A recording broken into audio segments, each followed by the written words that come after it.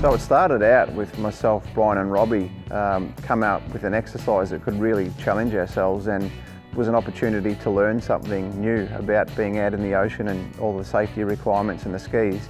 As it built up, there was an incredible amount of interest in it just through word of mouth, through our own connections, and within no time there were people jumping on board to help supply safety gear and advice and equipment for the skis.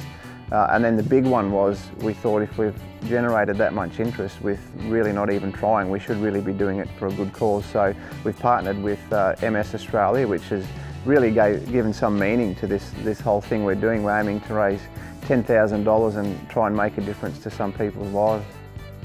So we're all set to leave tomorrow morning. We've had a few delays with the weather. We're really at the call of what the conditions are. So we've got about a 3 or 4 hour drive to the point that we're leaving from, which is Port Welshpool, and we need to be there ready to go by tomorrow morning. Whether we go or not, we won't actually know until we're on site. We may actually leave and get an hour or so in and still turn around and come back if the conditions aren't right. The first few legs are quite long in distance, so we've got a lot of nothing but open ocean, and then we have Hogan Island, which is a completely deserted island, then across to Deal Island, which is where we've actually put our fuel reserves, and there's a caretaker living on that island, a nice little place.